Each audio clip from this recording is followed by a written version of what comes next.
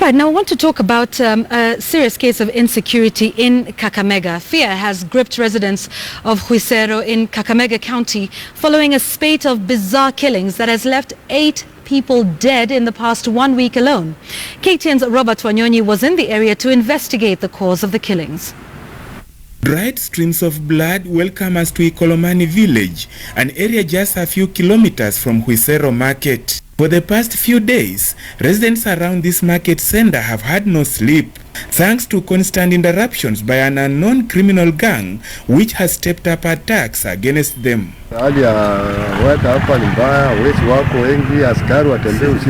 The residents are still discussing the latest attack last night, in which this young man Kelvin Sunguti was hacked to death as he made his way back home. Nimesikitika kwa kifo yake sababu ndio kijana wangu wa kwanza mvulana. Nikuwa nimemkuza kwa njia ya uhasola. Ninashangaa vile mtoto wangu anaweza uliwa barabarani masaa bado saa 3 na hakuna security. Ni mambo ile unasikia tu uchunguzi utafanywa, lakini at the end of the day unapata ya kwamba uchunguzi haukuweza. Lazima uchunguzi ukifanywa lazima matokeo yapatikane. Hii matokeo huwa hayapatikani. All this happening as the local administration and the political leaders remain silent. Mtu anaweza kuwawa tu kwa hapa kwa duka, lakini akipiga simu itachukua muda mrefu sana ndio polisi watoke huko wapate kukuja hapo, na watakuja saa nyingine umeshawawa, saa nyingine vitu zishachukuliwa hata zimewekwa kwa pickup zimeenda. Their fear stems from the fact that the real motive behind the increased criminal attacks is yet to be ascertained, with the gang even having the luxury of circulating leaflets warning of more attacks against them. All this happening with the government's presence in the area yet to be felt, leaving the terrified residents to seek their own solution. The upsurge in killings and criminal activities in Khwisero is something that is causing the residents some sleepless nights, most of who have now appealed to the government to improve their security. Robert Wanyonyi, KTN News, in Butere, Kakamega County. Now, when one mentions the Democratic Republic of Congo, it is probably images of civil strife that come to many people's minds. However, the country's economy is now looking up amid relative stability, with Kenyan investors trooping there. Our special correspondent Alex Chamada was in the capital city, Kinshasa, and filed the following report about the other Congo. When I told a friend of mine that I was going to Kinshasa, DRC, he said this: "Oh, that country where they eat monkeys, snails, insects and worms." On the streets before my departure, I heard this. So the only thing I know about Congo probably might be the music. It has got the biggest equatorial forest. DRC is a country with a lot of civil wars because of the minerals in the country. The city of robots for traffic signaling.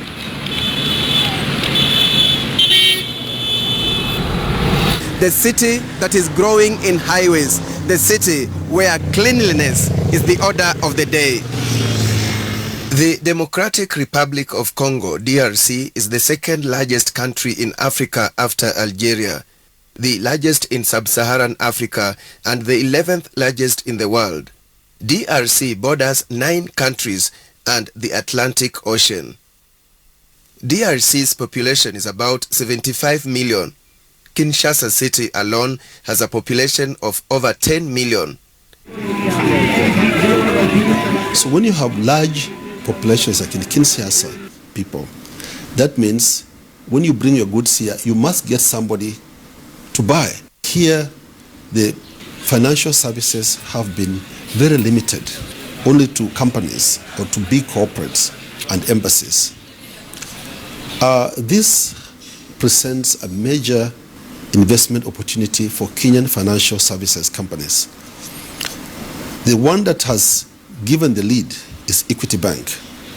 Equity Bank has bought a major bank in DRC called ProCredit Bank. It's expanding that bank to literally all the major towns in DRC. 1 billion shillings. During the announcement of its 2015 full-year results, Equity Bank highlighted the DRC market as promising. DRC last year was 0. It's now 5%, which is double the contribution of South Sudan. We always happen to almost be on the right place at the right time. Before South Sudan crisis, DRC comes up and double the contribution in their own book. Indeed, the National Agency for Investment Promotion in DRC lists the financial sector as one of the sectors with many opportunities. One of the restrictions that we have here is the financing of business by banking. So we need more investment banking. We need like agriculture banking to give peasant and agriculture more access to financing. Still on investment opportunities, Ambassador Masafu goes further to highlight transportation as another area with many opportunities. DRC, in terms of land mass, is nearly 5 times the size of Kenya. For example, I'm in Kinshasa, which is the capital. The next commercial town, the largest, is Lubumbashi. It is about 2,000 kilometers from here. Connection between Kinshasa and Goma is by the River Congo. It takes you 30 days from Kinshasa to travel to Goma by a small boat. And that just tells you the difficulties in terms of transport infrastructure. The major opportunity presented to Kenya is one of Kenya Airways. James Nganga is the Kenya Airways country manager in charge of the DRC market.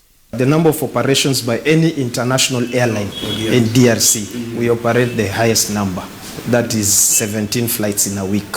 Kenya Airways offers both passenger and cargo services. There's a whole market segment for Nigerians who are dealing with motor vehicle spare parts. There's a whole market of Gambians and Senegalese who are also dealing with textiles, for example, and the Congolese themselves. Indians import foodstuff. But how safe is it to invest in DRC? This country is pacifying now, but of course you have pocket of rebels, like you have in Uganda, like you have everywhere. You have the problem with the Shabab as well. Are we going to say that people shouldn't go and invest in Kenya? No. Great opportunities in DRC, great opportunities in Africa in general. But observers say Africans can only benefit from those opportunities a great deal if leaders make good their vision for a common continental market with stability and fairness crucial for that dream to be realized. Alex Chamwada for KTN News. Exceeds 2 decades. Robinson Okenye, KTN Sports.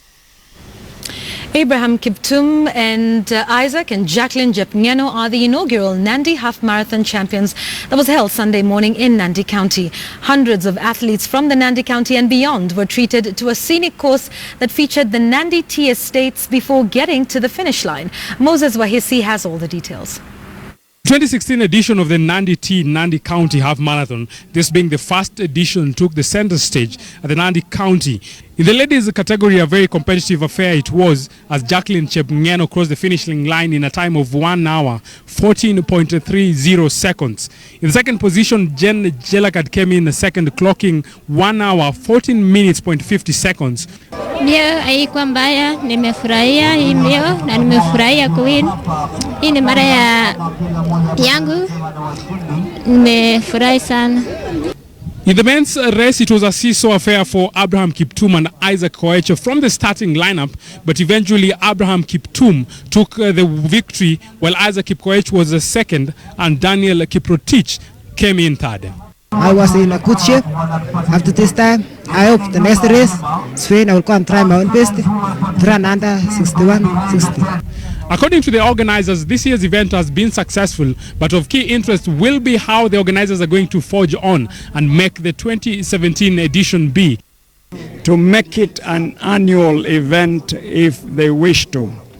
Nandi T has fully sponsored the inaugural event.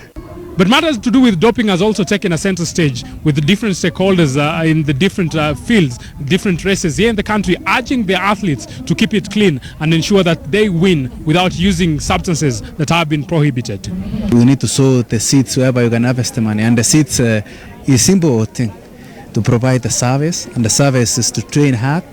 There is no shortcut in athletics. So I think everybody is working up and down to make sure this menace is out. At the moment, attacks have been formed and moving all over the country to do the education for their athletes and all other team sports. So I hope as we go ahead, things is going to change, not going to be as usual. Anybody can be able to get drug and use it.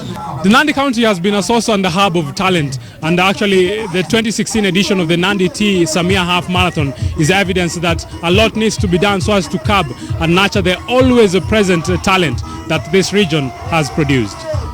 For KTN News, my name is Moses Wahesi. Now we want to wind up the show tonight, but I'd like to leave you with my final thoughts. And tonight I end yet again with a war on corruption. That is, if it can still be called a war. From the discussion we had tonight, it is clear that there is no greater challenge, no greater threat to the presidency of Uhuru Kenyatta than corruption. It has already cost him 1/3 of his cabinet. It has disrupted the gender credentials that his cabinet once had, and no one can keep count of just how many scandals have been recorded in just 3 years.